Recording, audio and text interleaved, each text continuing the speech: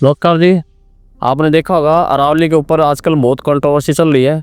बहुत सारे लोग जिनको ज्योग्राफिकल कोई भी नॉलेज नहीं है, इन्वायरमेंट के बारे में कोई नॉलेज नहीं है, इसके पास्ट के बारे में कोई नॉलेज नहीं है, फ्यूचर में क्या हो सकता है उसके बारे में नॉलेज नहीं है, कुछ भी अनाप शनाप चीज़ें जो इधर उधर सुन रहे हैं, और जिसके चलते जो कम पढ़े हुए लिखे लोग हैं उनको भ्रम में डाला जा रहा है। अलग अलग तरह के लोग अलग अलग अपनी परिभाषाएं दे रहे हैं, फ्यूचर के अंदर उसकी प्लानिंग बता रहे हैं। अगर अरावली हटता है तो ये फ़ायदे होने वाले हैं, ये नुकसान होने वाले हैं।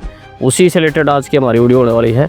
जैसे खान सर ने बताया है कि अगर अरावली हटता है तो उत्तराखंड के अंदर जो बर्फ़ है वो पिघल जाएगी। तो हम इसको समझते हुए चलते हैं कि बर्फ़ कैसे पिघल जाएगी। एक अल्बिडो सिस्टम होता है, टेक्निक होती है, जिसमें क्या होता है कि अगर कोई भी सतह का सरफेस स्मूथ रहता है और जितना वाइड रहता है तो उतना ही जो सन की लाइट होती है, किरणें होती हैं, उतना ही रिफ्लेक्ट करती हैं, यानी कि वहाँ पे इफेक्ट जीरो रहता है। अगर वहाँ पे रेत जाएगा तो बर्फ़ के ऊपर जमेगा, जिसके कहीं ना कहीं उसका सरफेस जो ब्लैक पड़ेगा, और जिसके चलते जो उसके अंदर अवशोषण करने की शक्ति है बर्फ़ की वो बढ़ जाने वाली है, रिफ्लेक्शन कम होगा और CO2 की मात्रा बढ़ जाएगी, और वहाँ पर क्या हो जाएगा, बर्फ़ पिघलना शुरू हो जाएगी। दूसरा, आपने देखा होगा वो 2-3 एंकर भाई हैं, बड़े बड़े अजीब अजीब उन्होंने स्टेटमेंट भी दी हैं। एक भाई ने कहा कि दिल्ली जो है वो अरावली से 3 साइड से घिरी हुई है, इसलिए ही बड़े स्तर पे प्रदूषण जो है AQI जो है बढ़ा हुआ है। वो उन्होंने जिम्मेवार किसको बताया है, अरावली को बताया है। तीसरा, आपने देखा होगा एक नई स्टेटमेंट थी कि अगर भारत में तानाशाही बढ़ जाए या भारत में तानाशाही सरकार आ जाए तो दिल्ली के अंदर प्रदूषण है उसका सोल्यूशन किया जा सकता है। कहीं ना कहीं उनकी जो स्टेटमेंट है वो भी अरावली के इधर उधर घूमती हुई आपको दिखेगी। और दिल्ली प्रदूषण पर हमारी वीडियो बहुत ही जल्द आने वाली है, तो फॉलो कर लीजिएगा। बहुत सारे पर्यावरण से रिलेटेड जो व्यक्ति हैं उन्होंने भी ये बोला है कि अगर अरावली हटता है तो पूरा का पूरा ईस्ट में और पूरा नॉर्थ में, यानी कि हरियाणा, दिल्ली, पंजाब, उत्तराखंड तक पूरे ईस्ट में क्या हो जाएगा, रेत फैल जाएगा, यानी कि थार डेजर्ट है वो फैल के दिल्ली, हरियाणा, पंजाब तक चला जाएगा। आगे चलते हुए हम अरावली के इतिहास पे नज़र डालते हुए चलते हैं।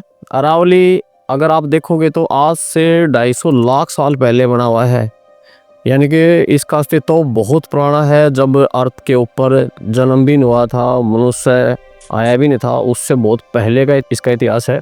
अहमदाबाद से लेकर के दिल्ली के धौलाकुआं तक लगभग 800 किलोमीटर लंबी है। इसी के ऊपर बहुत बड़े बड़े शहर इसके साथ साथ लगते हुए दिखेंगे आपको। उदयपुर झीलों का शहर वो इसी के साथ में है।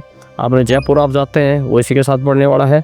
और इसके वेस्ट में आप देखोगे तो थार डेजर्ट है, और ईस्ट में आप देखोगे तो बड़े स्तर पर कहीं ना कहीं खेती वगैरह है या वनस्पति वगैरह है, या जिसको बोलते हैं बायोडाइवर्सिटी ज़्यादा है, और पानी के जो सोर्सेज हैं वो ईस्ट में अच्छे हैं, और वेस्ट में कंपैरिजन में क्या मिलेगा आपको, सूखा मिलने वाला है, और वहाँ की बायोडाइवर्सिटी आपको क्या मिलने वाली है, कम मिलने वाली है। अगर फ्यूचर में अरावली की जो पहाड़ियाँ हैं उनका खनन होता है और उसके चलते जो नुकसान देखे जा सकते हैं उनसे अगर हम बचना चाह रहे हैं तो भारत सरकार को कुछ उपाय पहले ही कर लेने चाहिए, ताकि अगर खनन होता है तो उसके चलते जो नॉर्थ है और जो दिल्ली वाला रीजन है उसमें जो साइड इफेक्ट आने वाले हैं, उसमें जो नुकसान होने वाले हैं, उनसे बचा जा सके। उसके लिए क्या क्या समाधान किया जा सकता है? सबसे पहला समाधान, हमने अरावली के साथ साथ 10 किलोमीटर चौड़ी एक वृक्षों की मेखला, एक ग्रीन बेल्ट लगानी पड़ेगी, जिससे जो थार डेजर्ट है उसका जो रेत है, जो वृक्ष हैं, उनको पार करके दूसरी साइड ना जाए, यानी कि ईस्ट में ना जाए, वेस्ट से। दूसरा, इसके साथ साथ में एक नहर निकाली जा सकती है। नहर होएगी तो उससे क्या होने वाला है, उस रीजन में पानी की मात्रा बढ़ेगी, वनस्पतियाँ बढ़ेंगी, साथ साथ में बहुत सारे जीव जंतु वहाँ पे आएंगे, पक्षी आएंगे, और बहुत सारी तरह के कहीं ना कहीं पेड़ पौधे वहाँ पे पैदा होंगे। तीसरा क्या किया जा सकता है कि जो थार डेजर्ट है उसके अंदर भी बड़े स्तर पे पेड़ पौधे लगाए जाने चाहिए, ताकि उसके अंदर वृक्षों की संख्या बढ़ेगी तो जो रेत है वो थार के अंदर ही रहेगा, बाहर नहीं आएगा, और जिससे वहाँ पे बायोडाइवर्सिटी बढ़ेगी। वैसे अगर आप देखोगे फॉर एग्जांपल पूरे वर्ल्ड के अंदर अगर सबसे ज़्यादा बायोडाइवर्सिटी किसी डेजर्ट में तो थार में ही है। हमें उसके ऊपर और ज़्यादा ध्यान देने की जरूरत है। जैसे फिलहाल चाइना अपने देश के अंदर यानी कि अपने भूस्थलों के ऊपर काम कर रहा है, वहाँ पर कहीं ना कहीं पेड़ या घास वगैरह पैदा कर रहा है। अगर ये तीनों काम होते हैं तो इससे फ़ायदा क्या होने वाला है, उस रीजन के अंदर आप देखोगे CO2 का लेवल कम होने वाला है, वहाँ पे टेम्परेचर कम होने वाला है, वहाँ पे ग्राउंड वाटर है उसका लेवल बढ़ने वाला है। अगर ये तीनों काम होंगे तो वहाँ पे टेम्परेचर कम आएगा।